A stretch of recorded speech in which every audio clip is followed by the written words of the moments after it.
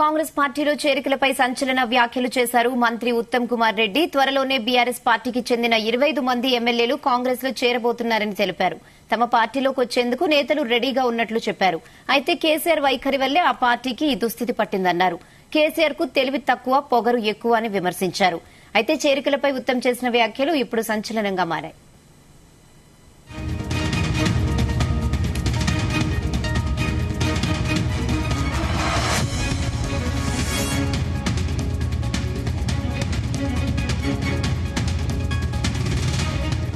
ఇదే విషయంపై మరిన్ని అప్డేట్స్ బ్యూరో చీఫ్ నరేందర్ అందిస్తారు. నరేందర్,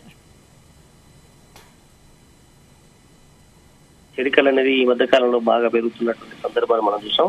ఇప్పటికే బీఆర్ఎస్ పార్టీకి సంబంధించినటువంటి 3 సిట్టింగ్ ఎంపీలు 2 పార్టీలో కూడా వెళ్ళిపోయారు. ఇప్పటికే కాంగ్రెస్ అదేవిధంగా బీజేపీలో కూడా వెళ్ళిపోయిన సందర్భం. రీసెంట్ గా రాజ్యసభ సభ్యుడు కేకే కూడా కాంగ్రెస్ పార్టీకి తిరిగి వెళ్ళిపోయినటువంటి సందర్భం. 3 ఎమ్మెల్యేలు, దాదాపు 2 ఎమ్మెల్యేలు అఫీషియల్ గా జాయిన్ అయ్యారు. ఒక ఎమ్మెల్యే రేపు తుక్కుగూడలో జాయిన్ అయినటువంటి సందర్భం మనం చూస్తున్నాం. రేపు ఈ రోజు జాయిన్ అయ్యే అవకాశం కనిపిస్తుంది.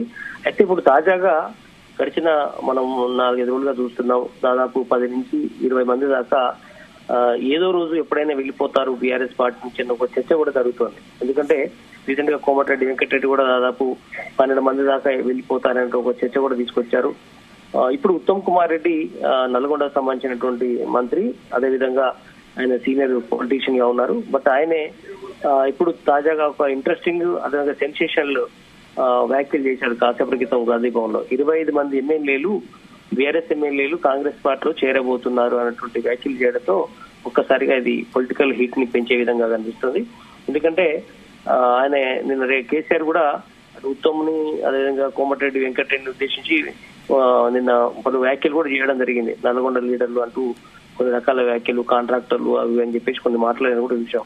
అందుకనే ఆయన కౌంటర్ ప్రెస్ మీట్ ఇప్పుడు గాంధీ భవన్ లో వీరిద్దరు కూడా పెట్టడం జరిగింది. బట్ ఉత్తమ్ కుమార్ రెడ్డి మాత్రం ఇప్పుడు బీఆర్ఎస్ మొత్తం ఖాళీ కాబోతుంది, కేసీఆర్ ఇష్టానుసారంగా నోటికి ఎంత వస్తే అంత మాట్లాడుతున్నారని కూడా చెప్పడం జరిగింది. ఆ పార్టీలో ఒక్కరు కూడా మిగిలరు, ఆయన వైఖరి వల్ల ఆ పార్టీ చేస్తున్నటువంటి దుర్మార్గాలంటూ పెద్ద ఎత్తున ఆయన దుమ్మెత్తి పోసినటువంటి సందర్భాన్ని మనం చూసాం. ఎందుకంటే ఆ పార్టీ ఈ మధ్య కాలంలో లిక్కర్ స్కామ్ లో కావచ్చు, లేదంటే ఫోన్ ట్యాపింగ్ విషయంలో కావచ్చు పెద్ద ఎత్తున ఆరోపణలు ఎదుర్కొంటుంది. ప్రజలు చీత్కరించుకునే పరిస్థితి ఏర్పడుతుంది. రేపు లోక్సభ ఎన్నికల్లో కూడా ఆ పార్టీకి గుండు సున్నా తప్పదని కూడా ఆయనే ఇదే ప్రెస్ మీట్ లో ఆయన మాట్లాడినటువంటి సందర్భం చూసాం. అదే సమయంలోనే మీడియా అడిగిన ప్రశ్నలకు ఆ పార్టీలోకి ఎంతమంది వస్తున్నారు అన్నటువంటి విషయాలు కూడా మొత్తం 25 మంది దాకా మనతో టచ్ లో ఉన్నారు, 25 మంది ఎమ్మెల్యేలు కాంగ్రెస్ చేరబోతున్నారని కూడా ఆయన ఇదే సందర్భంగా మాట్లాడినటువంటి మనం వ్యాఖ్యలు చూసాం. మొత్తానికైతే ఆయన చేసుకున్నటువంటి పాపం ఆయనకే జరుగుతుంది అన్నటువంటి విషయం మీద. ఎందుకంటే కుటుంబం కల్వకుంట్ల కుటుంబం చేసిన అరాచకాలు, 2 లక్షల కోట్ల అవినీతి చేశారంటూ కూడా ఈ మధ్యలో కోమటిరెడ్డి రాజగోపాల్ రెడ్డి గాని ఉత్తమ్ కుమార్ రెడ్డి పలు సందర్భాల్లో రేవంత్ రెడ్డి సీఎం కూడా ఆరోపణలు చేస్తున్నటువంటి సందర్భాలు మనం చూసాం.